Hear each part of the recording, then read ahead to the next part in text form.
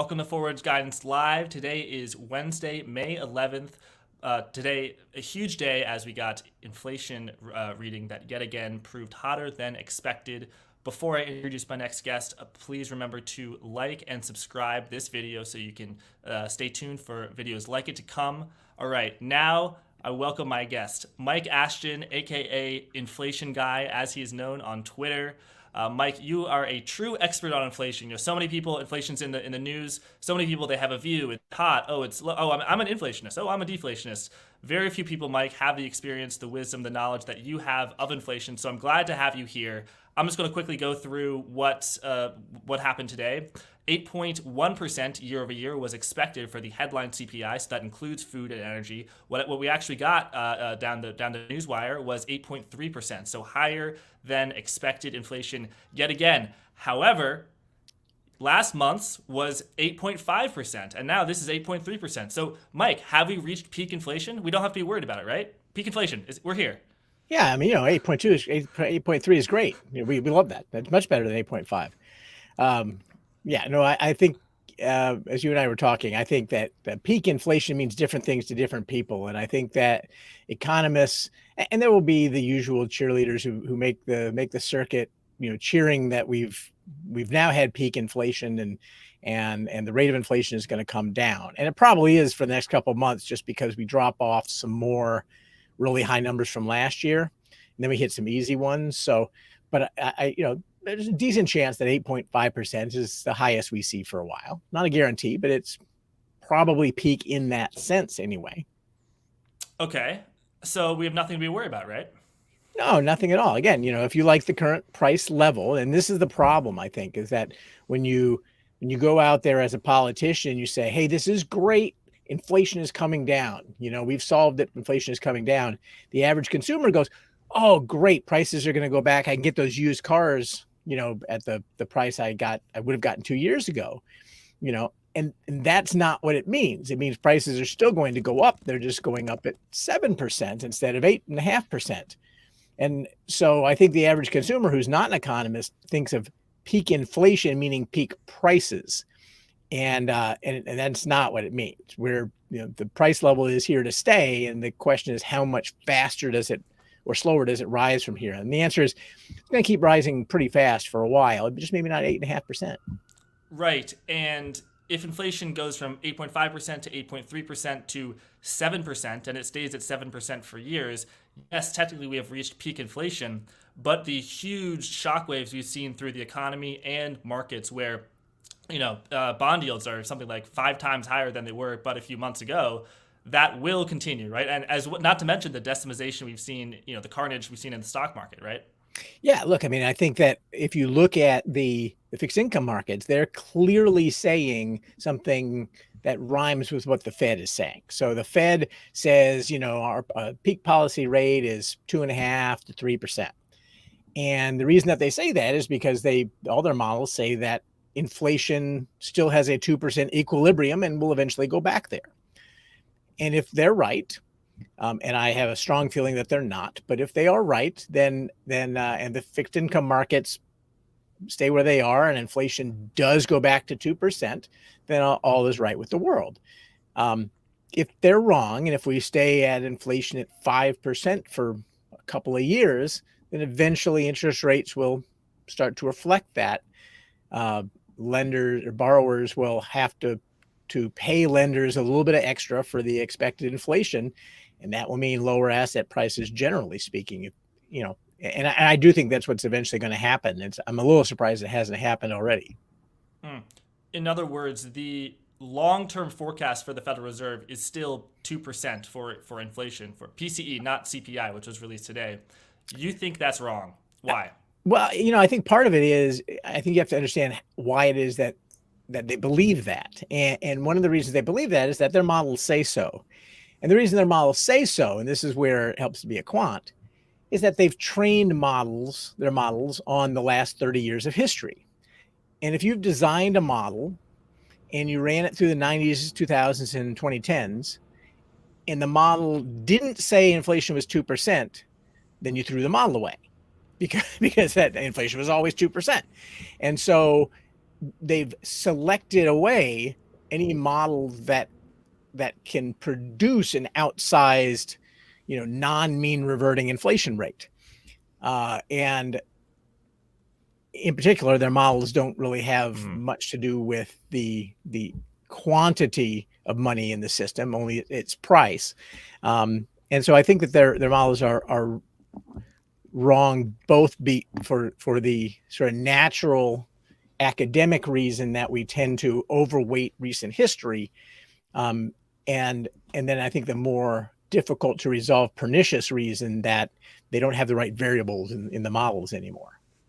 Okay, so let's talk about some of the variables or some of the specific factors that we saw increase today. Let's talk about energy. Energy actually went down today. Should we be encouraged by that? Yeah, well, I mean, look, energy, there's a reason that the Fed looks at core as X food and energy. That typically, food and energy are highly mean reverting series. And so, I said earlier, the price level is what the price level is. We have peak inflation, but not necessarily peak prices. Well, that's not really true in commodities. Commodities go up and down, right? So we're accustomed to gasoline prices going way up and then coming back. We kind of already know that next month CPI is probably going to get a positive contribution from energy again because gasoline prices are back at all-time highs. But what actually has been interesting, one of the interesting things about this cycle has been that the food and energy have not mean reverted. They've kind of, in fact, kind of kept getting worse and worse and worse. And that's one of the reasons that I tend to look at something like median CPI, which doesn't throw out those categories. It includes them. It just de-emphasizes the size of the swing, or trimmed mean or things like that, where you're actually still including those categories. But the fact that we haven't had mean reversion, I mean, someday we will, right? Someday gasoline prices will go down. They probably aren't going to go back down to $1 a gallon or $2 a gallon, but they won't stay at $5 a gallon. And again, maybe they go up to 7 and come back to 5. I don't know, but they will oscillate. I'm very confident that food and energy will still provide most of the volatility in the number. It's just that they haven't mean reverted in a while. Right, and this was April, I should say, was one of the few months in which energy prices did decline. So core CPI month over month was 0.6%. Versus 0.4% expected. But headline CPI was lower than that, I think 0.3% month over month. Normally, and I say normally it's the exact opposite because energy prices rise, and then when you take energy prices out, core is going to be lower. But this time we had a little bit of a flip-flop. But Mike, so if that means that we still had 0%, 0.6% headline CPI, even when energy prices went down. So that 8.3%, that includes energy prices going down. So what is going up if energy prices are going down? Yeah, everything else.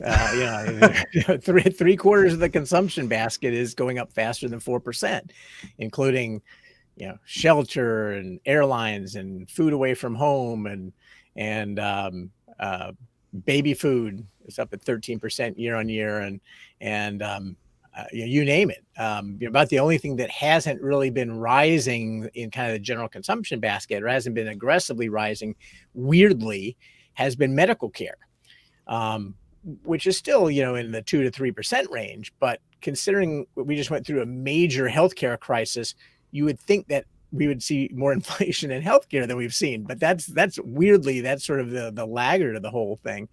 But no, I mean, really everything is going up. And actually, that's one of the reasons that I think, the transitorians, had to eventually abandon, their belief. When it was just used cars spiking up, you could believe that used car prices would at least stop going up at some point, and so that would fade away. The problem was that it was a canary in the coal mine, and it preceded lots of other things going up. And of course, because I believe the quantity of money matters, it wasn't a surprise, right? If you increase the quantity of money 40%, you expect prices to go up. And so it's not a real shocker that all prices are going up some. But anyway, that's the answer. I mean, you have core inflation over the last 7 months has gone up between 0.5 and 0.6% in 6 of those months. So that's, between 6 and 7% rate of growth in core inflation, taking out food and energy. Yeah, really, it seems like everything is going up. It's funny you selected medical care as the one thing that isn't going up more than 4% year over year. I just looked it up. It's pretty close, Mike. It's 3.5%, and month over month, I think it's 0.6%. So it's you're struggling to find exceptions to things that go up. Well, that's right, and even that, if you're looking at hospital services, it was up like 0.5%.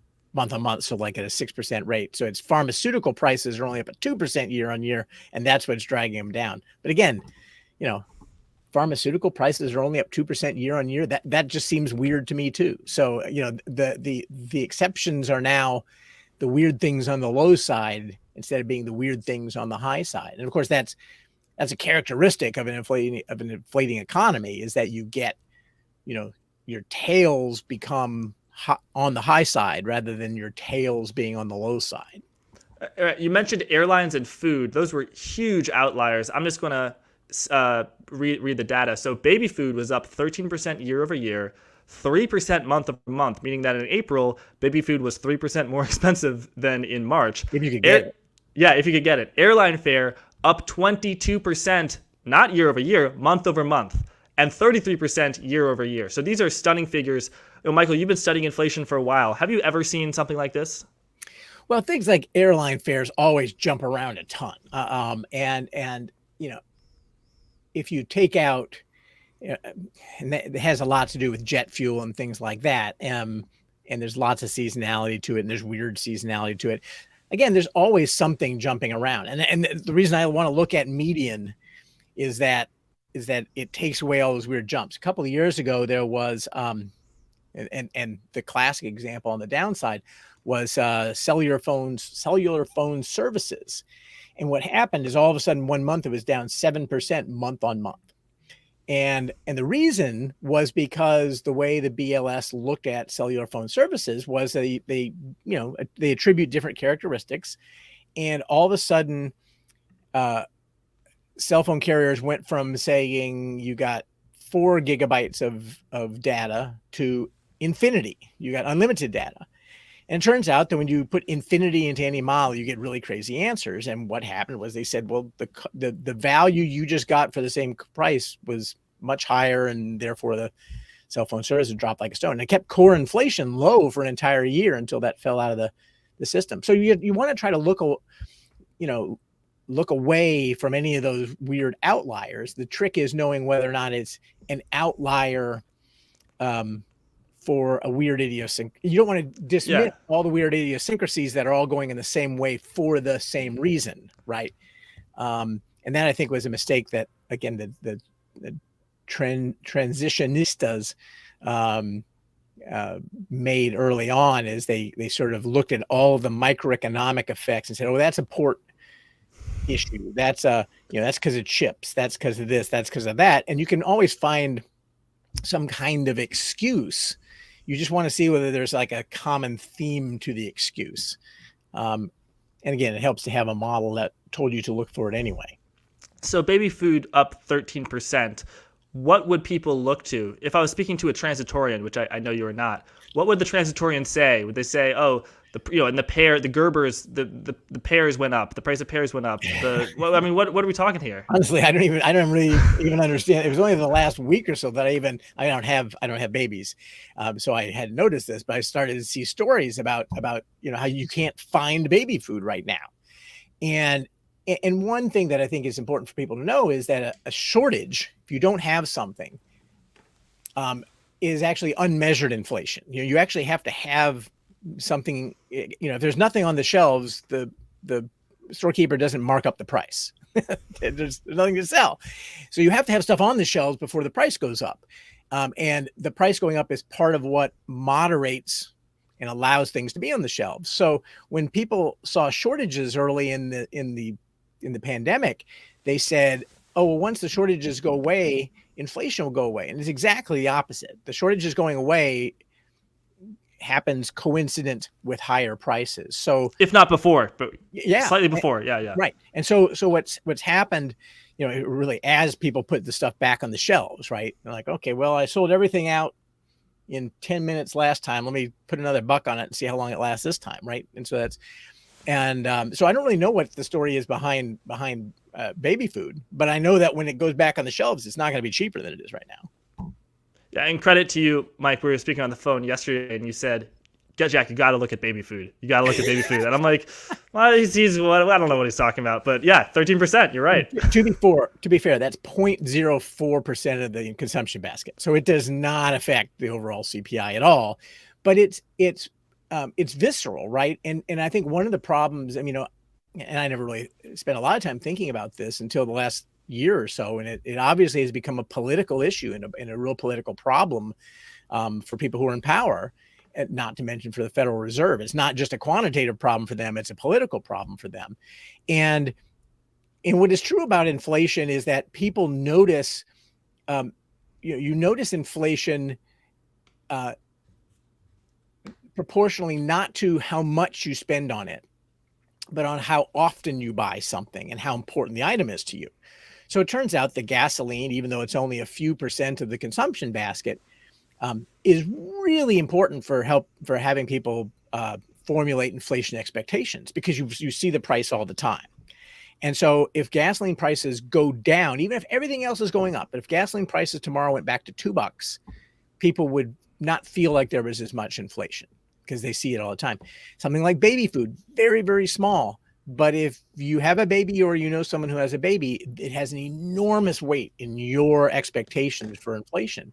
And so that's why you see a story like that, and you try to put yourself in the mindset of someone who's buying those things. And I think politicians are screwing this up a lot by talking about peak inflation, because I think that the people they're talking to aren't hearing what they're saying. They're hearing something else, and they're going to be very, very upset when they find out that it's not what they meant. Right. So baby food is a fraction of the total CPI. You're absolutely right. But total food was 9.4% year over year and 0.9% month over month. So almost a 1% increase from March to April. That is substantial. And I just know, I haven't looked at this in terms of the beef, but I just know from going to the store, the price of beef has, to me, it seems like it's doubled. It's crazy. It is crazy. And what's interesting about food now, so energy is very clear, right? If you buy gasoline, you're buying it in its raw form. When you buy food, you're not buying it in its raw form. I mean, you buy beef, you kind of are. But if you buy, wheat checks, you're paying for packaging and shipping and processing and lots of other things. And so the commodity is a much smaller part of what's going on. And so part of what's happening to food prices right now is that, wheat and corn prices are way, way up. And part of that is because obviously we have a war in the Ukraine, which is the breadbasket of Europe. And that's causing a big problem. But it's not just there. We're having problems with planting in the Midwest of the United States. And there's, soybean oil, not soybean oil, canola oil, I think is being, I think it was Indonesia is not shipping canola oil, and I don't quote me on that, but there are countries that produce large amounts of certain foodstuffs that are, for unrelated reasons, are all having sort of problems with the commodity side of things. But then you add to that packaging, which is things like resin and cardboard and all that stuff, all of which are more expensive, and some of which have supply chain issues. Resin comes from energy, so you got that cycling through, and then the high cost of actual shipping and overland freight and things like that, and all that comes together, and that's food at home. And then you add, now you go out to eat, and you have the high wages for restaurant workers feeds into food away from home, and so all of these things, you don't want to say perfect storm, because at the end of the day, what I've just described are all microeconomic effects, but there's an underlying macro effect, and that is that the price level itself is changing. So we should expect all these prices to be going up. Our attention is called to the ones that we buy a lot and that are moving a lot. And volatility to the production, the means of production, that itself is inflationary because, like, you said soybeans, corn, wheat. So I think the price of fertilizer, of which ammonia is a key input, of which natural gas is a key input, has skyrocketed. And corn takes a lot of fertilizer, and soybeans not so much. So in 6 months, there could be a little bit too. We solved the soybean shortage, but the corn shortage has only just begun. And beef takes a lot of corn. Oh yeah, and tons. Yeah, and it turns out that in order to hopefully bring down gasoline prices, the Biden administration, started putting more ethanol into gasoline, which comes from corn. So you can't solve all. I mean, all these problems end up feeding on them, on each other, on themselves. So some of them will eventually ebb. But again, we're not going to expect to see, other than the commodity prices, will go up and they'll come down or whatever. But a lot of these other more durable parts of them, the packaging, for example, they're not going to go back to the old levels. I want to give, Michael, perhaps we've been a little bit too hard on the transitorians. I want to give them their due and say, I think one element of it's transitory, it's on the supply side narrative, that argument, was that it won't last long because it won't become embedded in the system. When you have something like what happened in the 1970s via a wage price spiral, the price of beef goes up, my wages go up because I demand more, and therefore when I spend more, the price of beef goes up, and it's this vicious cycle. What evidence do you have, or what are you seeing that makes you think that this will be a spiral, particularly when regards to a wage price spirals, workers' wages? Because I think today is a month of a series of months that we've seen where real wages actually decline, and you'd expect that to destroy demand, right? Why hasn't it? Well, not really, because when you have prices going up rapidly, wages trail prices, and so you expect, when you get price spikes, you expect real wages to have trouble catching up. They will eventually catch up. If you look at a chart of what wages are doing versus what shelter is doing, they're parallel. And so we also measure wages really well. I like to look at the Atlanta Fed's wage growth tracker, which tracks the same employees who are employed at the beginning of 1 year and at the end of 1 year. So, with the wages in the labor report, in the unemployment report, you have a big compositional problems, right? So you have low wage workers going back to work tends to hold down the wage number and whatever. So the wage growth tracker tracks that better, and it's going up at 6% a year. And so, yeah, you're still judging by headline inflation, you're losing ground, but by core or median, you're kind of right there. And again, wages tend to trail, tend to lag price increases. But when you think about the sort of the vicious cycle, there's actually a couple of vicious cycles, and one of them is not so much, I guess, a cycle as really more of a secular trend, and it's a reversal of a secular trend that between 1992 or so and maybe the beginning of the Trump administration, you saw this following wind from this globalization of production. After the fall of the Berlin Wall, roughly, and in the early 90s, all of a sudden you had many more bilateral trade agreements, offshoring of production, and lengthening of supply chains in a very stable world. And all those things lowered costs, so you could have more money growth, you could have more growth for a given level of inflation. And just explain why did it lower costs? Well, so the reason that you offshore is that, yes, it takes me much longer to go and get the item. It's sitting on the on the waves for 18 weeks, but I'm now producing it in India or Thailand or someplace where the wage per unit of output is lower than it is here. Now, partly that was all that had been changing over the last 30 years, so that there is not any longer quite the advantage to production overseas as there was 30 years ago. And so part of that, we were reaching a new equilibrium. But recently, and again, it started with the Trump administration trying to pull back some of that production to the United States as a national security issue, was the way they framed it. But we were sort of, running to the natural limit of what could happen there. I mean, take apparel. So apparel in the early 1980s, we made most of the apparel we consume. We made most of it in the United States. We make none of it in the United States now. It is all made overseas. Not zero, but we make close to zero. It's all made overseas. Well, once it's all made overseas, you kind of run out of ways you can keep making it cheaper. You can move it from China to Thailand to, you can keep going down to a cheaper and cheaper, source of labor. But at some point that game runs out. We were already kind of getting to the point where those were getting to be harder. But we also are now in a less certain world, in a much more fractious world. And one of the effects that has is it amongst manufacturers, it creates a desire to shorten those supply chains and to bring production back to the hemisphere, produce in Mexico as opposed to produce in India. Also when there's shortages of containers and shortages of shipping and things like that, so that the lead times vary a lot more. I mean, one of the things, it used to be that the amount of time it took to get a container from India to the United States was very consistent outside of hurricane season, but even that was sort of predictable. Over the last couple of years, it's been wildly varying and wildly expensive. And all else being equal, that makes a domestic manufacturer say, I want to bring that back here.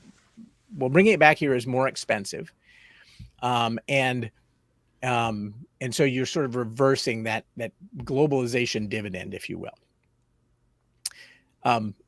The other vicious cycle that is reversing what was a virtuous cycle for many years, and this is maybe more, maybe a little harder to get a visceral sense of, I guess, but there's a natural feedback loop between prices, inflation, and money velocity, and the story of the 1980s through 2012 or 2015 was that we had a continuing, we'd have lower inflation, which would lead to lower interest rates. Lower interest rates lead to lower money velocity. Lower money velocity led to lower inflation, and so on and so on and so on. So once Volcker kicked that cycle into being a virtuous cycle, all the Federal Reserve had to do from then on is just not screw it up. And they tried, but they never really started screwing it up. And so we kept getting lower prices and lower interest rates, so on, and it just fed on itself. To the point, sorry, Mike, just to the point that after the great financial crisis, the Federal Reserve and other central banks like the European Central Bank, actually, they weren't creating enough inflation, and they said, we need to create more inflation. We're having a deflation problem, because we're not hitting our 2% inflation target. Yeah, well, and we also thought they thought it would naturally end when you hit zero interest rates. We found out that the zero interest rate bound isn't actually a bound at all. That you can have negative interest rates, which screws up all kinds of bond math, but and leads to some very absurd sorts of things. But yeah, and so I always thought it was funny that central banks acted like they couldn't produce inflation. It's the easiest thing in the world to produce inflation. Just go, produce 10 times the amount of money, add a zero onto all the currency, and prices will absolutely go up. The trick is making them only go up 2%. That's the trick. Okay, Mike, how do you create inflation? This is not, if I was the king, I could take my gold coin, chop it into 10 little bits, and create 10 gold coins for my gold coin. Obviously, that's inflationary. But in an age of central banks, how can central banks, you say, print money, put zeros on the top? What would that look like? Yeah, so the way that you put more money in circulation, and one of the ways you can do it that's analogous to the king, chopping up the coin is, if you're the Treasury, you can actively go and print currency, right? And that's not really the way we do it these days. The way we do it these days is the Federal Reserve, buys bonds, takes them off the street, and buys them with money, or actually buys them with with reserve deposits that gets credited to the bank, and the bank then has reserves and can go make loans, and then those loans become money, and so on and so forth. And that's been standard operating procedure at central banks for a very, very, very long time. They managed the reserve balance as a way of managing the quantity of money in circulation. You can't manage it precisely because it depends on some other things. But if banks were lending too much, if there was too much money, one of the ways to stop that is the central bank would subtract some reserves, and suddenly banks didn't have enough reserves to make all the loans, and so the amount of money in the system dried up. We now live in a world where the Federal Reserve has decided that we don't need to constrain banks. And by the way, part of this is a holdover from the global financial crisis. Yes. Right. Where the Fed decided, we really don't want banks. They're capital constrained. We don't want them to be reserve constrained. So we're just going to flush all kinds of reserves into the system. And we have enormous amounts of excess reserves now. What that means is that the Federal Reserve no longer plays an active role in restraining the amount. They don't operate on the margin. If they pull back reserves, they shrink their balance sheet. They have to shrink it quite a bit before banks care. Right. And the corollary is by expanding the bank balance sheet, by increasing reserves via quantitative easing, they're not allowing banks to lend more. Banks already could lend more.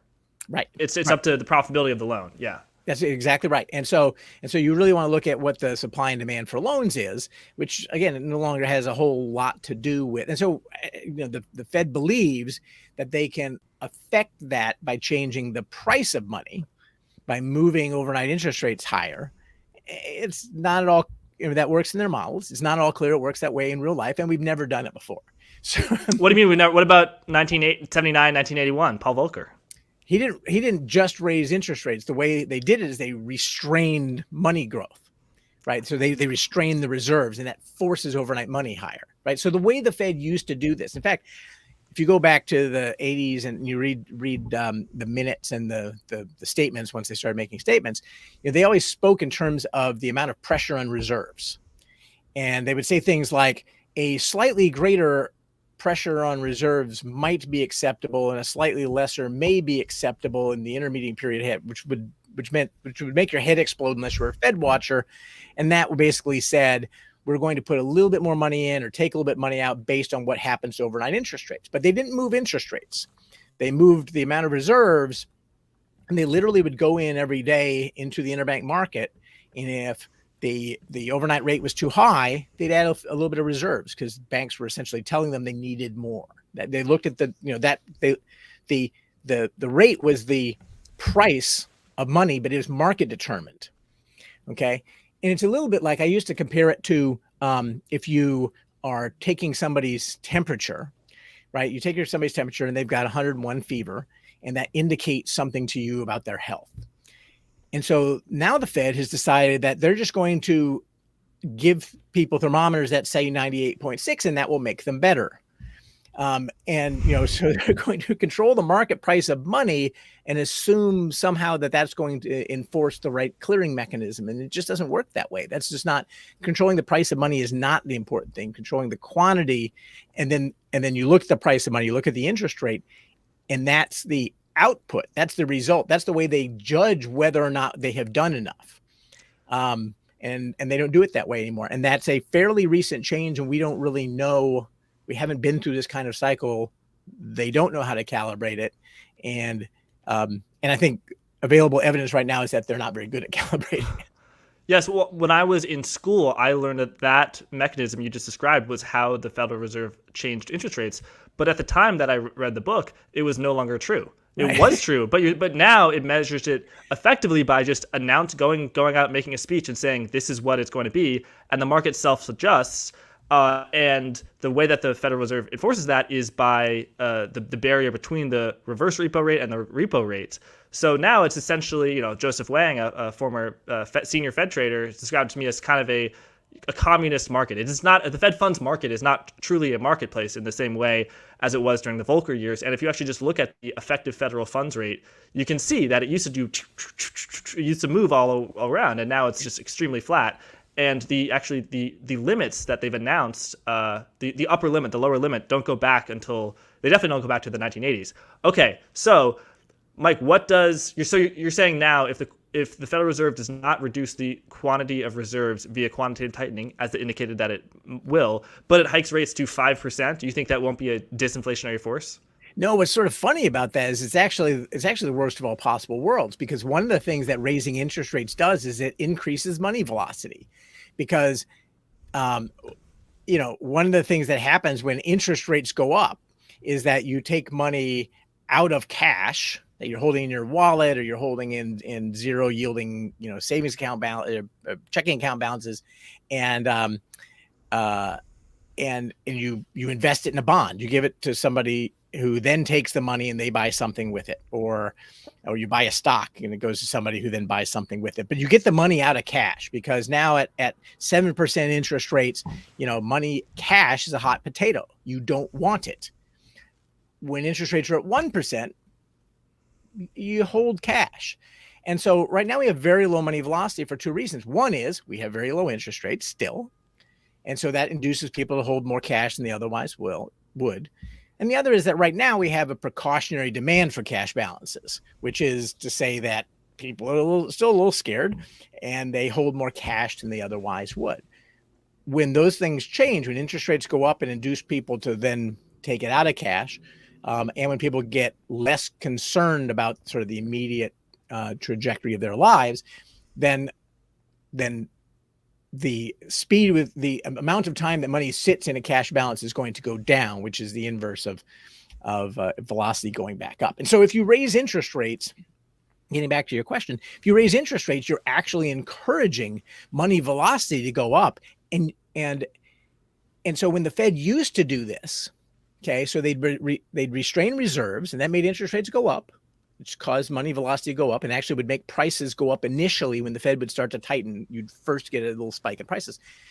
But then that's a one-time effect, and then the restraining of reserves would cause money supply growth to be slower, or to actually the money supply would decline, and that would eventually pull down the price pressures. Now you're not doing that latter part. You're just doing the interest rates going up part. And again, we've never done this. Certainly never done it when inflation was more than 2%. And so it's not at all clear to me that you get a good answer out of that. Yes. And for the audience to be clear, what we do now is the Federal Reserve can raise rates but keep reserves constant, whereas before they had to shrink the level of reserves. So I don't want to. Basically, banks would have to bid for those reserves because they had to have more reserves in order to support their balance sheet. Yeah. And in fact, during the financial crisis, I was at a bank, and it was a big issue that we had to, every day you had to fund the bank balance sheet. You had to go out and bid for those reserves, and you had to, sometimes they were not available, but you had to go and pay whatever you could. Now you have 4 times as many reserves as you need as a bank, so you don't have to go out and bid for them anymore. Right. They're being collateralized by agency mortgage-backed securities and treasuries, not by illiquid tranches of CDOs. So there's not a reserve, there's not a lack of money in the system, to be say the least. That's fair. Yeah. So, Mike, I want to avoid the whole is quantitative easing money printing rabbit hole. Let's just suffice to say that I think I like what Joseph Wang, the Fed trader, has said, where it's like QE is like the Federal Reserve printing a $100 bill and then using that $100 bill to buy another $100 bill from the market. So it's kind of a swap. And I think, based empirically, quantitative easing itself is either not inflationary over the past decade, or has an extremely weak effect on producing inflation. However, its impact on stimulating asset markets are much stronger. Do you agree with that? Well, I'll push back a little bit, because the only other time we've done quantitative easing twice after 2 crises. But the first crisis was a banking crisis, and so you could do tons of quantitative easing, give enormous amounts of liquidity to banks, and it didn't do anything to lending growth, because banks were also capital constrained, and so they didn't make any more loans because they couldn't make any more loans. Now banks are neither capital constrained nor reserve constrained. Sorry, why are they no longer capital constrained?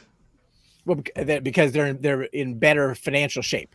So Okay, they're they don't hold those enormous illiquid tranches of, CDO squared, oh, right. But I whatever. thought didn't they only got capital constrained after the great financial crisis, right? With the regulation like Basel. The exogenous capital constraints were put on there, but Okay.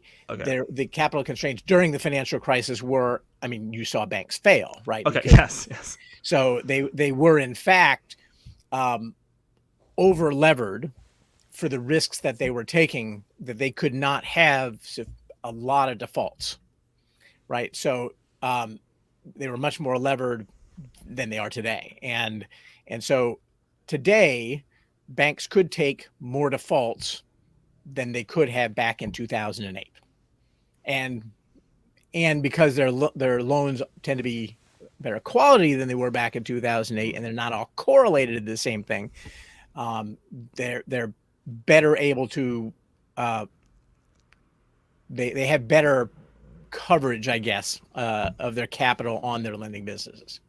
Okay. Yes. So setting aside quantitative easing, money printing, not money printing, when you have the Treasury, when you have the Treasury issuing bonds, and then the Fed buys trillions of those bonds, and then the Treasury uses that money to give it to people with direct checks, that is definitely money printing, because at the end of that transaction you have essentially money in people's bank accounts, a Treasury at the Fed, and the Treasury, a Treasury security on the Fed's balance sheet, and then the private balance sheet is neutral. So I agree, we've definitely printed a lot of money from March 2020 to now.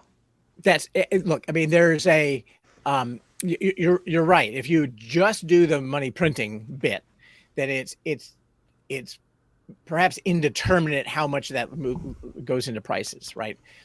And it depends a lot on what banks do.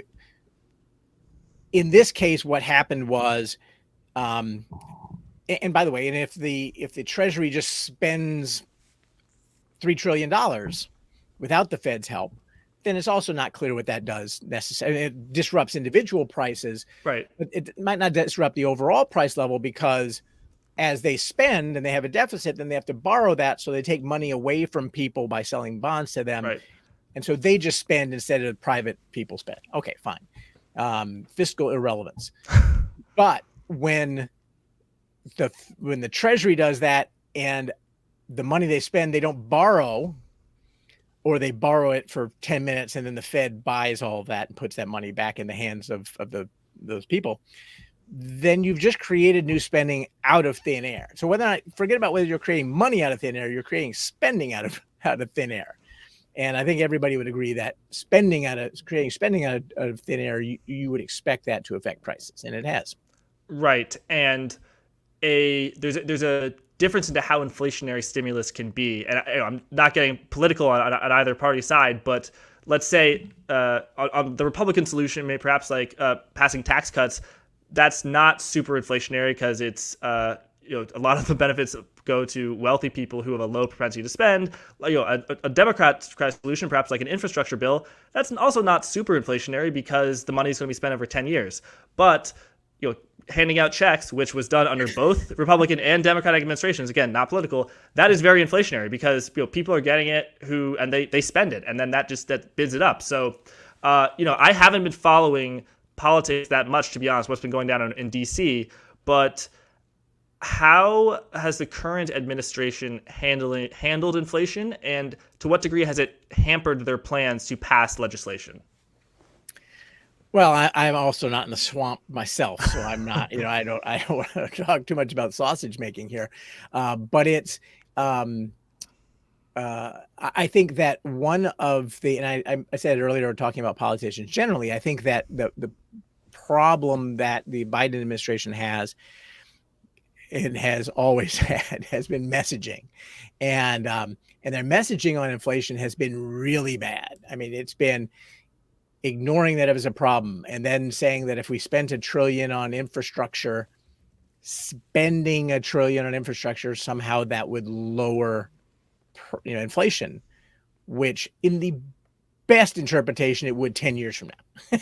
But you'd spend today, have inflation today, and maybe someday you've improved the grid and things happen. But So they're and even people who aren't economists know that if you go out and spend $1 trillion, prices don't go down. And so it seemed crazy, right? And so, that's been their messaging. And then it's not, nothing they've done is a problem. It's Putin, and then, whatever. And then most recently, talking about peak inflation, I think is a big mistake that will be correct in an economist sense, that we are at peak inflation and the rate of inflation is going to decline, and the voters will not get the result they think you just promised. And they think you just promised that prices are going to go back down. And it's not what you promised. That's what they think you promised. And that's a messaging problem. Or even stop going up. They're just going to go up less fast. Yeah, exactly. They can go up less fast. Some things will go down, and maybe the things that you aren't buying today, but the overall price level isn't going to go back down. Right. Okay. So moving away from the swamp, I want to actually say, let's just say, what do you think would happen to inflation, CPI, not PCE, if Jay Powell the Fed just did nothing? They didn't do QT. They didn't raise interest rates. Interest rates were stuck at 75 basis points, or 75 to 100. And, Jay Powell just went to the beach to have a pina colada. Where I figure, correct me if I'm wrong, inflation would gradually slow down, and then it would probably reach an asymptote. So where do you think that asymptote would be, and how long do you think it would take to get there? What would the path look like? So it's a great question. I guess it depends a little bit on how fast money grows independent of the Fed, because it now kind of, like we said, it doesn't really need the Fed to add reserves for money to keep growing. So, but let's assume that money growth stopped tomorrow. And so we just, then what monetarism would say is you've increased the quantity of money out there by 40%, a little bit more than 40% since the beginning of the crisis. The economy has grown, I haven't looked at, from 5 or 8%. Okay. And so if money velocity was unchanged, or if it ends up being unchanged, then the difference, 32%, has to end up in prices. Well, prices are not up 32%. And so we're up, from the lows 12% or something. And so that would say you still have another 20%. So you've got a few years yet of 4s and 5s before you end up, going back down. And I guess in that case, if money wasn't growing, then you'd end up with inflation going to, well, actually you'd end up with moderate deflation at that point, because you'd have real growth, and unchanged money would mean that you would have deflation. Okay, so that's that scenario. So it sort of levels out at 4 to 5%, what you said earlier with the natural rate of inflation. Whether in 10 years or so it goes back down to 2, we'll leave that aside. Okay, so now let's say Jay Powell, he didn't go to the beach, he's not drinking a pina colada. He's very vicious on interest rate hikes, which is the price of money, and he's really aggressive. He's a hawk. Right. He gets to the 3.2% implied by the Fed fund futures, which is above the dot plot now. And let's say he even goes to 4%, but he doesn't do a QT. He says, the stock market, it's had too rough of a time. I'm going to keep on the balance sheet level and not roll over the balance sheet. What's the impact on inflation there? If let's say Fed funds goes to 4%, but no QT. I mean, I think it's a little bit indeterminate, because you don't know exactly, what that 4% is going to do to long rates and what have you. But I think in that case, you would expect that inflation, if anything, maybe accelerates a little bit, because again, you get money velocity recovers from what it has been, and maybe even ends up a little bit higher, maybe back to something like the old average, as you get interest rates back to their old averages. And if money is doing about the same thing, then you end up with slightly higher, slightly worse outcomes. The only way you end up with inflation next year getting back to 2 or 3%, other than, let's leave aside luck, because you could always get some weird lucky thing. Luck might look different to you and me, because housing crashes or something would be lucky in this case. But other than something weird happening, the only way you get back to 2% or 3% in 2023 is the Fed is aggressively shrinks its balance sheet. And there's just no sign they are going to aggressively shrink their balance sheet. At best, they're going to let things run off. Right. But that's slow, but it could be steady. So it's 95 billion a month. Let's just round that up to 100 billion a month. In a year, that's 1.2 trillion. They need to get 2 to 3 trillion off their balance sheet. So in 2 years, they get almost nearly 2.5 trillion off their balance sheet. Instead of 9 trillion balance sheet, they're at 6.5 balance sheet. That's, you're still not at the margin, right? I mean, you're still not at the margin. I don't remember what it was prior to the crisis, but what is it? It was like 3 or 4. I mean, it was much, much smaller, right? So you're not yet at the margin, but that would you would start to then. There would be some banks then that would start to be reserve constrained, but the overall system wouldn't be at all. But that at least that's going in the right direction, right? I mean, at least you could sort of see it from there. Now, I think that in that case, you'd also see vastly lower asset markets, and a pretty bad recession in that case. But that's the price of getting inflation back down to 2 or 3% quickly. Is that you're going to have a pretty nasty recession.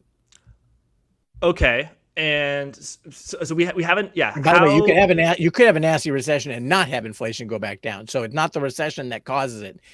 In this case that you just proposed, you have an exogenous cause, which is causing both the recession and lower asset prices and lower inflation. But you could have, and I think you will in 2023, have a recession, and you won't necessarily have prices going down. So you won't have deflation. You won't have the CPI be a negative number. Or even disinflation. You won't even necessarily have disinflation that much. Really? So wouldn't a recession has to destroy demand by definition, right? Yeah, but it's not demand that determines inflation. See, that's the Keynesian. The Keynesian response is that, okay, aggregate supply, aggregate demand. If I crush aggregate demand, then great, prices go down. But that's not the way inflation works. Inflation is quantity of money and output is what determines it. And if you don't change the quantity of money and your output goes down, that actually means more inflation, all else being equal. Now, you have lots of little squishy bits that kind of move around there. But that's, you can have a big recession and not have disinflation. Look at the 1970s, right? You can have a good expansion and not have inflation. Look at Japan. So it all comes down to the money. And that's why it is distressing that that's not really an important part of Fed models today. It was back in the 80s, and it's not today. What about a factor that the Federal Reserve places a lot of emphasis on, which I think is relevant, which is the wealth effect. When your stock portfolio, if people have stock portfolios, goes up, you feel wealthier, you are wealthier, you spend more. If you own a house, the same goes for if you own a house. We had a lot of new investors coming into the market in 2020, and some of those investors allocated to quite speculative stocks, perhaps even meme stocks, and the newest investors I think saw the greatest gains. I actually think a chart shows the facts. So yeah. Anyway, you had something like 4% of people on a survey. This is from way back, like a year ago, saying that they've made so much money in cryptocurrency trading that they're going to quit their job. So yeah, that's not a current survey. No, not current, to be clear. Yeah. So do you think that the wealth effect stimulates inflation, stimulates demand? And do you think that if the Federal Reserve pricks an asset bubble and causes risk assets to sell off viciously as they have year to date, that it can destroy demand and will have a reverse wealth effect that will be effective in destroying inflation? Again, those things do destroy demand. They do lead to less growth. They don't necessarily lead to less inflation. You haven't gotten rid of, when the stock market goes down 40%, you haven't gotten rid of money. You've had a lower asset price. And just to be clear, when you have a recession, you're going to have changes in relative prices. There are going to be some things. If you have stocks go down 40 or 60%, then the price of a fancy new automobile is not going to go up as fast as as it would have relative to a beater. But the overall price level is still going to be determined by the amount of money in the system. Now, if the wealth effect means that people that you start having people default on loans, and so you start evaporating, money in that way. Okay, then you could probably have some sort of effect there, but I don't think it's a very big effect. And again, you could see countries that are in inflations that have, and in fact, historically in this country, when we've had inflationary an inflationary environment, you've had equity and prices doing very badly, right? And so it's not, there's no real good correlation between the level and performance of asset prices and or no causality anyway between the level of asset prices and the level of inflation. I guess I believe 2007, 2008, but you could say that's just a coincidence. Well, I mean, you had in 2007, 2008, you had, and actually it's funny, if you take out housing from that, so I would argue that collapse was caused by the housing collapse. Okay, so core inflation got down to 0.6. Okay, but if you took out housing, core inflation really never even slowed very much in the global financial crisis. But you had this big piece that was going down. And so it was that asset price that was going down. That asset price led to lower rents and so on. And so, yeah, you did have, some, but it wasn't because of demand destruction. It was because you actually had this particular consumption item that was getting cheaper. And outside of that, and that was a weird, like I said, that was a lucky occurrence. That was a weird idiosyncrasy. And outside of that small part of the economy, core inflation ex housing really didn't even stop going up as fast. I mean, if you go look at it, core inflation ex housing, you can't even tell where the crisis was. Okay, that is interesting. You said something earlier I want to ask you about. You said that if the stock price goes down, but the money is still in the system. But let's say if I own SPY, S&P 500 ETF, and I bought it at $470, and now it's at $270. To me, it seems like money was destroyed. You're looking at the chart of M2, but to me, it's been destroyed. You know what I mean? Your money was destroyed, but the guy who you sent $470 to still has his $470. Okay. Yeah. Right. So, I mean, there's only, I mean, to some extent, yeah, the overall, if somehow we were able to liquidate the whole stock market and all of us got our money back, then the total amount of money, or if you include stocks as money, then the money supply would go down, but they're really not. And so that's where I think people sort of forget that when you buy a stock, when you buy a bond, you send money to somebody else. There's no net change there, right? In the amount of money in the system, you've sent money to somebody else who went and did something else with it. Right. So I guess, correct me if I'm wrong, you think the reverse wealth effect, it is a thing. It's just not nearly as effective as people think, and therefore the Powell put is way lower than people think. Well, see, I think though that Powell, unlike Volcker, Powell has to go in front of the microphone every couple of months.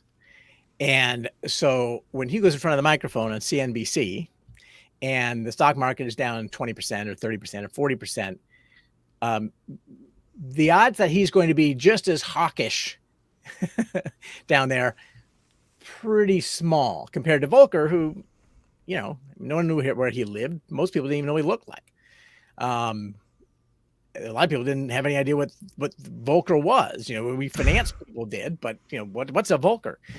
Today everybody, and really since Greenspan was the first celebrity central banker, right? And since then they've all decided they really like celebrity, and so Powell is a celebrity central banker, right? And so I think it is unlikely, if stocks continue to drop like they have been dropping, there is going to be effectively a Powell put, and maybe not because they believe it's going to have a growth effect, but because they just really don't want to have people yelling at them, or because they want to wait and see, gee, maybe that means we tighten too much, so let's wait and see. Because again, they're going through this process for the first time in an environment of copious excess reserves, and with all these weird global events going on, I think that it's easy for them to remain pedal to the metal if stocks are up on their highs and they say, whatever, we'll keep doing this because we're not being penalized for it, right?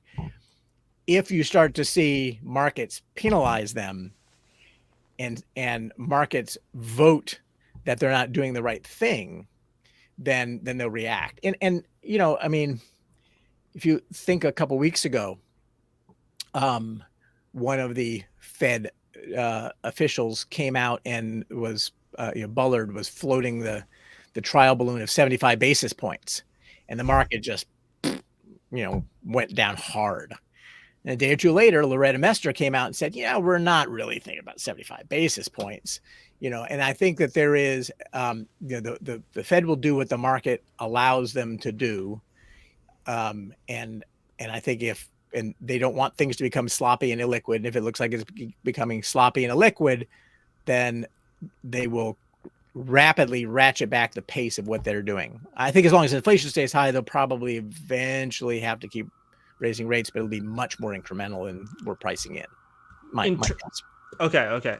In terms of the Federal Reserve's priorities, there's the dual mandate, which is stable inflation, low prices, stable inflation, and a solid labor market. And then there's sort of the third hidden mandate, which they sometimes talk about, which is the functioning of the Treasury market. And then there's the fourth hidden mandate, which is something they never talk about, which is the Powell put, the Fed put. So my question is, what if the hiking interest rate, tightening monetary policy causes markets to crash, and you're saying that because Powell has to go into the microphone, he wants to be the maestro, like Alan Greenspan, he's going to do a Powell put. But what if inflation is still at very high, as it looks like you forecast, and they need to tighten monetary policy in order to destroy demand? I mean, see, that's again, you go back to their models. This is why their models are really important. And frankly, they should make the models public. They should, when they're talking, they shouldn't just sort of talk in these vague terms. They should say, here's exactly the model we're looking at, and let people push back on it. It's like, or identify when that model is not working. And their models all say that the underlying trend rate of inflation, which is really weird how they do it, and I actually know something about how they do it, but it's very, very quantitative, and it's snicked up just a tiny little bit. They don't see, and so they believe, I think that if you ask any, Fed official, they'd say, well, if we get to the vicinity of neutral, which they believe is 2.5, then eventually inflation will get back to where it is, and there's no real reason to go and collapse the stock market by getting it to 4.5, because if we get it to 2.5, eventually inflation will come back down. I don't think they're right, but their models will continue to say that they're right until somebody eventually says, gee, the model's not working. Maybe we should change the models. And that's the real danger point, is that we have 40 years, 30 years where the Fed learned the wrong lessons and calibrated the models on bad data that was very lucky to get the outputs that they did. A very unique set of global circumstances, and they drew the wrong conclusions from it. And it would take quite a bit for them to reject the null hypothesis that our models are right. And that, I think, is why, to some extent, they put more emphasis on asset markets, because that's sort of their way of finding out what other people think is right. Right. So they're kind of sampling what the general view, what the general mood is out there. But as long as their models say there is no chance that the equilibrium rate of inflation is really going to move up to 4 or 5, I don't think there won't be any alarm. And one of the things they'll look at, by the way, is break evens. If inflation break evens, which got up to about 3, they weren't terribly alarmed. But if they get up to 4 or 5, you'll see them scurrying around like someone kicked the anthill, because again, their models won't be able to explain why that happened. And then they'll redo their model. So the inflation break even is what the market is forecasting for forward inflation. So for the 5-year, it was at 3%. Now it's at like 2.92%, like a little something just shy of that. What do you think it's going to be higher? I take it your answer is yes. And then, yeah, if it goes to 4%, does the Powell put go lower? And he doesn't care that he's in front of the microphones. Yeah, well, I think that's right. I mean, I think that at some point there, and there's a hawk, one or two hawks, but all of the pure monetarists at the Federal Reserve System are gone. They've all retired. I mean, there really are just like virtually no Fed officials out there anymore, or economists who really actually believe money is important. At some point, when they'll look and say, well, we financial people would say, hey, my trading model isn't working.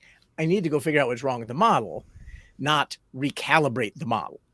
And at some point, so first what they'll do is they'll recalibrate the model a couple of times.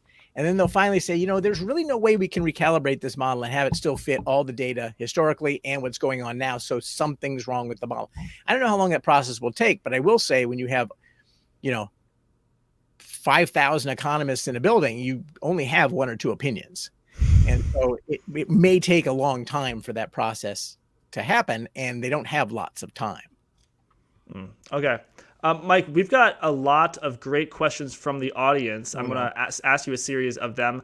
But before I do, I just want to remind the audience to subscribe to the Blockworks YouTube channel and check out Mike on Twitter at inflation_guy to follow Mike's work. Actually, Mike, I'm just going to, before I go to the audience questions, I just saw you just posted on Twitter something from Full Stack Economics about how the Bureau of Labor Statistics, who reports the CPI, they took out something for shelter, which artificially lowers CPI. What is that? And let's get into it. So this is the conspiracy theory that the inflation people have to fight all the time, and it's so annoying. And so back in 1983, the Federal Reserve changed the way they calculated the shelter inflation. And in a nutshell, they went to what's known as a rental equivalence method. And everybody around the world uses it now. And not everyone, Canada doesn't. But they essentially, what it says is, when you live in a home, you have two things. You have, my fingers are gone. Yeah. You have two things. You have an asset, an investment asset, and you have you're consuming shelter services. You're renting to yourself. And that's the right way to look at the consumption of the house. And so that's the change they made. There are conspiracy theorists around who say that change caused inflation to be permanently 4% lower for the last 40 years. Now, and I think I have an article up on my blog that's, eighth grade math versus shadow stats or something. But you can easily show that if inflation was really 4% higher, that we'd all be living in cardboard boxes. There's just no way it could possibly be that way. So that's wrong. But anyway, this article that I posted on my Twitter feed is the best attack of this I've seen. I've always kind of explained it, argued the reason, why it makes sense to do it that way, and why you can't, it can't be terribly wrong. What they actually did is they went back and they recalculated what CPI would have been using that old method. And it's hard to do. They had to go and I mean, no one knows exactly how it was done precisely. But they went and rebuilt the model. And the answer is inflation over that entire period actually probably measured a little bit higher using the rental equivalence method than if they'd used their old method. Currently, using the old method, it would be higher than it is being recorded. But over the entire period, mainly what the old method would have done is made it a lot more volatile. But it would not have made a huge effect. And if anything, moving to the new method probably raised inflation. Anyway, it's a great article, the best article on the subject I've ever seen. Okay, Mike, we'll take it as fact that the owner equivalent rent has been an accurate way of measuring inflation over the past 40 years during a disinflationary era. However, what about this when housing prices don't wildly jump all over the place? What about now when you have a huge house appreciation and the owner equivalence rent is lagging the housing prices? So if your house went from $250,000 to $1 million, people's rent didn't go up 4x, but it might, and there's a lag, right?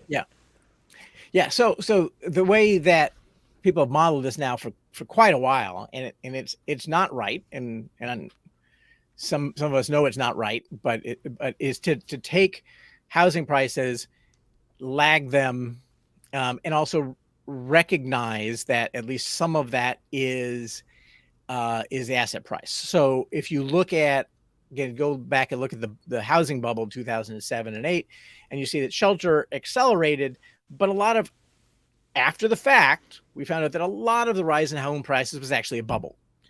And so, that bubble went up and it popped. And so that was the asset price part, not the shelter consumption part. And you could see that because rents didn't go as crazy that way. Part of what we're seeing right now, so there's two factors, and one of them they talk about this in the in that article I just referenced, is that the way the BLS measures rents introduces a lag to the way that if you look at Zillow rents or other things, it introduces a lag to it. So primary rents are going to keep going up for a while just because they're naturally lagged. Can you explain the lag? Just it's like they only give you 1/6, right? Yeah. So they don't, because a renter only takes out it's sort of involved, but yes, they kind of rotate the sample, and because not every renter in the sample has a new a new lease, and it's the change of the lease, which is when the rent goes up.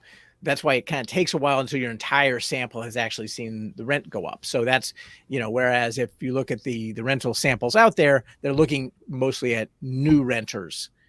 And so that's going to naturally be very, very timely. So there's this lag to it. But the other problem is that, we typically, if you measure rents as a lag of home prices, you also miss the fact that, they're also related to wages. And the reason that it kind of works as a lag of home prices is that wages didn't do a whole lot special over the last 30 years. And if wages are also going up, then you might have a little bit of an additional goose to rents. But the other thing that is not really captured, we don't really know exactly how long this is going to take to totally correct, is that when we had the eviction moratorium, essentially we were artificially holding down rents, and when we lifted the eviction moratorium, rents started to go up. But it's going to take a while for that to really all get passed through the system. And so right now, primary rents are getting close to 5% year on year, and they'll probably get to at least 6. I don't think they're going to get to 14, but they could get a fair amount higher. But we also are getting to the point where housing prices are starting to look a little peaked. And again, I don't think the prices will come down, but they'll probably stop going up as fast.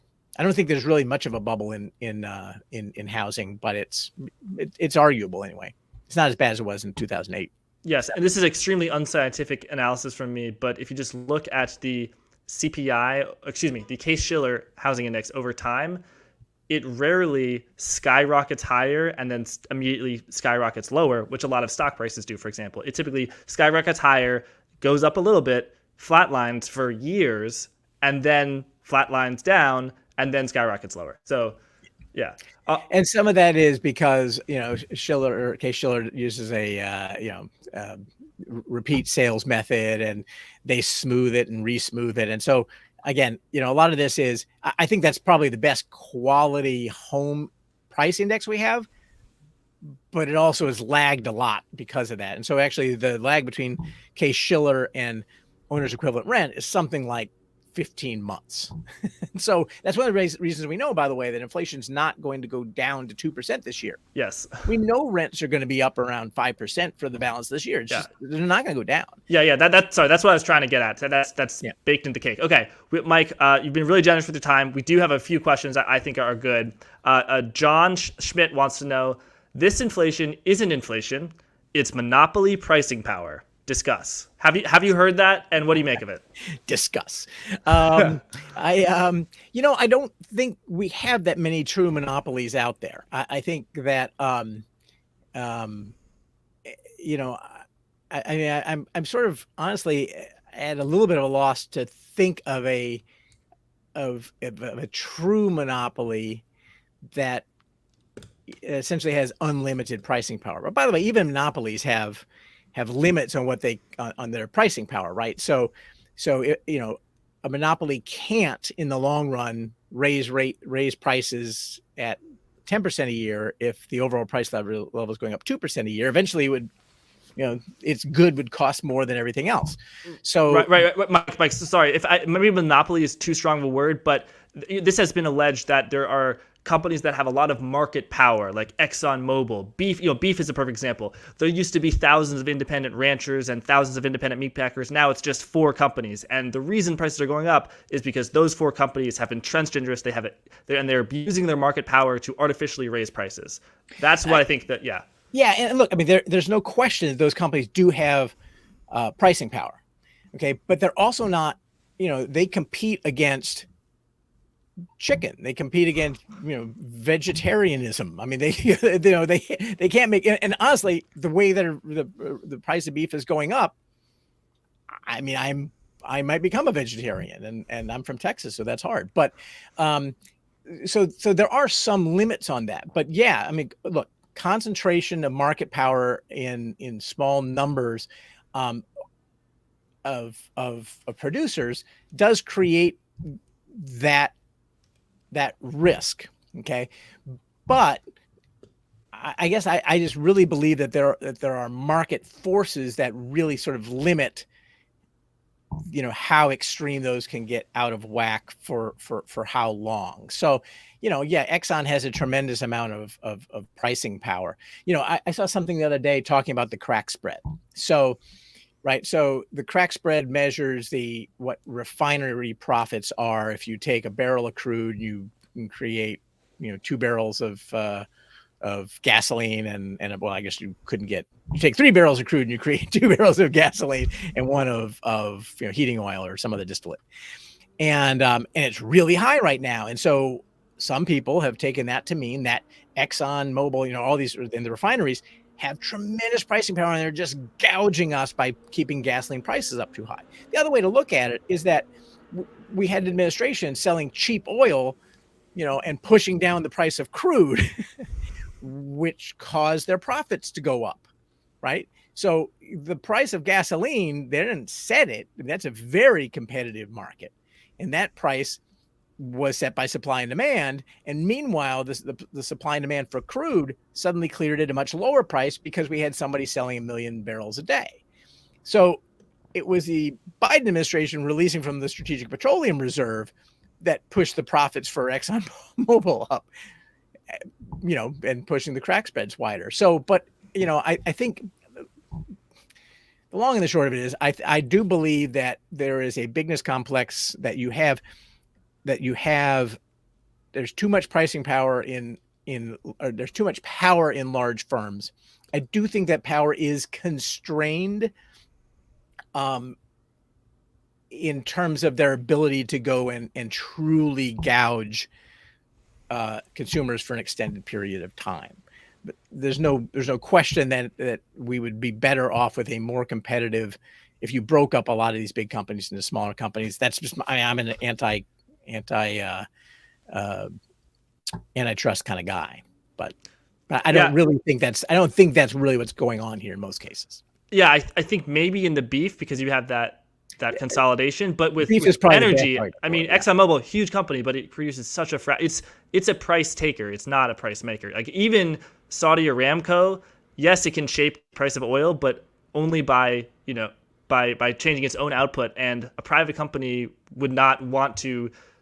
It would cost so much for ExxonMobil to distort the market. I mean, there's just so many diverse firms, and as you alluded to earlier, it's being blamed on the Putin price hike, which certainly plays a role, but it's a secular thing within the energy market. Well, I'm also not terribly concerned about mispricing in commodity markets, or about that sort of thing, because at the end of the day, if we don't buy gasoline from Russia, there's not a permanent shortage of gasoline in the world. It's just other people buy his gasoline, and we buy gasoline from the people that those people were buying from. I mean, that it just takes a while to get everything moved around to the right place. And so I'm not really worried on the commodities market side of things. I think commodities markets are really, really good at finding the right clearing price, because even if you're a and maybe this is more true for grains and things that spoil than it is for gasoline, but even for energy, you can go and try to, hold the market hostage by holding supply off, but at some point you run out of storage.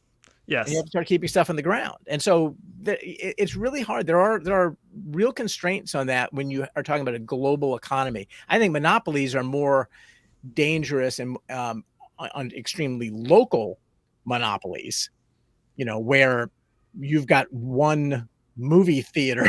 Yeah. Bad example, because no one gets movies in a movie theater anymore. But you've got one provider of a service in a town. That guy probably has a fair amount of pricing power, but on a nationwide or global scale, I don't think it, Yes. I don't really think it's very hard to manipulate a market when what you're selling is a commodity. Okay, moving on to the next question. Andrea wants to know, so in your opinion, what can the Fed do now, all caps, to stop inflation with the fuel tools that it has? If they can't solve inflation with the tools that they have, are we going to have inflation forever? So the key thing that you said that is very smart is the few tools that they have. And I think that, the Fed, we tend to think of the Fed as being quasi omnipotent. And the Fed also thinks of themselves as being quasi omnipotent, which is part of the problem. But their tools are not, so what tools do they have? Well, so they can set the overnight interest rate. In principle, they could set long rates by saying, we're going to buy all 10-year notes, we won't let them have a yield above 2%. And the net effect of that is they just flush enormous amounts of cash into the system. They create inflation, big mispricings and big problems. So they don't really have, they can adjust that thing. They can adjust the quantity of reserves in the system. And that's a really, really important tool that they have completely abandoned. They now have so many reserves that tool is completely useless to them. It does absolutely nothing. And so the only tool that they have left, really, other than trying to talk the market where they want it, is to try to move short-term interest rates and hope that does the trick. And I don't see if there's any real reason that should do the trick. If I was the Fed and I said, I have got to bring prices down, next year, then, and this actually doesn't work so well right now. What I would want is extremely low interest rates, okay, and pull back on reserves really hard. And that's how much? So a 9 trillion balance sheet turns to what? A 5 trillion, 4 trillion? Yeah, I mean, for starters, let's reverse everything you did in the last 2 years. Reverse everything you did in the last, and by the way, you still had excess reserves prior to that. But let's start by taking away everything you did in the last 2 years. And that's sort of hard, because in order to do that in a short period of time, you'd have to sell trillions of dollars of treasury securities in the open market. And that would cause some problems. Yes. Right. And then you would cause massive growth problems, which wouldn't come, because you'd push long rates up, right? So you would cause these other really, really hard problems. The Fed has very few tools. They don't work quickly, and so they have to get way ahead of these things, which is why it's especially, and by the way, it was eminently foreseeable when they started doing what they were doing in 2020. It was eminently foreseeable that we were going to get inflation. There was just no way you would not get inflation. And so the right answer then was to say to Treasury, you guys issue your bonds. We'll keep markets from getting out of control, but we're not going to buy all your bonds, because that's the real problem here. Or you do it for a couple of months, and once after March, April, May of 2020, then you start loosening it up a little bit. But they believed in their own omnipotence. They believed that they could buy all that they wanted and so stimulate growth, and yet somehow getting rid of that would not constrain growth or cause problems. So it takes them a long time to get to a useful position relative to have a useful effect on inflation, and they're 2 years behind. because they should have started by not doing what they did in 2020. So now to the second part of Andrea's question. If the Fed can't solve inflation with the tools that it has, are we going to have inflation forever then? We will have inflation forever. Will we have 4 or 5% or 7% or 8% inflation forever? I don't think so. But, before this even happened back in 2019-20, I believed that we were coming to the end of the secular disinflation and that we were getting into a period. You can go back and look at my writings from this time. The internet never lets anything die. But what I thought was going to happen is you'd have, a high of 3%, 3.25% inflation, then it would go down to 2%. Then it would go up to 3.75% or 4%, and then down to 2.5%. And so you'd have higher highs and higher lows, just like for 30, 40 years, we had lower highs and lower lows. And so those sort of secular feedback loops are the things you really have to be careful about, not letting those things get started. If this is the start of a secular feedback loop where, again, the higher inflation leads to higher interest rates, the higher interest rates leads to higher money velocity, which leads to higher inflation, then you actually can get into a situation where you end up with runaway inflation. You can get double-digit inflation, maybe not in this cycle, maybe 3 years from now, and you get back up and you have 10% inflation. And especially if you get any bad luck. So you can get that sort of feedback loop. And so at some point, the Fed will have to jump in there and just break that. And I think we have already gotten to the point where that loop has started. And so if the Fed, really doesn't do anything and they never kind of step on and they don't ever do anything dramatic, then we're in for a lengthy period where you're not going to see 2% inflation. Right now, I think the equilibrium is probably 4 to 5, and that's kind of where we should expect it to hang out. But I'm watching to see whether or not, if the Fed doesn't do anything dramatic, then you do run the risk that the next cycle is going to take us back to 8. All right, Sandeep wants to know, do you guys think we're going to a stagflationary situation in the next 3 to 6 months? You say we're hanging out at the 4 to 5% inflation. What do you see for growth? Because stagflation is where growth is low, but inflation's high. 3 to 6 months is probably a little short for what I think. I think that it's very likely that in the early months of 2023, we're in a recession or getting there. And look, here's why I say that. I don't believe there's ever been a circumstance where you have had oil prices go up $50 a barrel, and you've had the Federal Reserve hike interest rates a couple hundred basis points and not had a recession. Those things almost always, in fact, either one of them almost always leads to a recession. And those two things together, I think, would be amazing. It's you listen to the Federal Reserve guys talking yesterday, and they're like, "Oh yeah, we think we can do all this stuff and not get a recession." Like, they should at least appreciate how unbelievably unusual that would be. Because again, it's not just them. They also have they also have all these, they have energy prices and food prices going through the roof. Those things lead to recessions, and they always have. And I would be shocked if we don't end up in a recession in the next 3 to 6 months. Seems a little close to me. That's the only reason I'd go, but soon.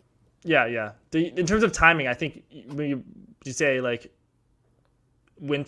summer of 2023, winter of 2023. Well, and also, by the way, it depends a little bit on what happens with spending just prior to the election. And I would think that if the election looks like it's not going the right way for the people in power in Congress, and I would think you're going to see some more checks being written. And I would think you're going to see some spending, and that would probably keep growth from going negative in the third quarter and the fourth quarter. And so if it looks like it's headed that way, I don't think we're going to get there, because I think that there's too many people who would like to keep that number positive. But they'll cease caring, in the beginning of January of 2023. They won't care for 2 more years. Okay. So recession is sort of a later 2023, not an early 2023. No, we could get it early 2023, but it's not going to be 2022. I don't think we're going to get 2022. that would be something to watch. If you get something like a recession that does not destroy inflation, or it did not materially destroy inflation. Mike, you've been so generous with your time. We're running 90 minutes. Before we go, can you just quickly tell us your ideas about how investors can protect themselves from inflation? And can you tell us a little bit about your firm, Enduring Investments? Quickly tell you how.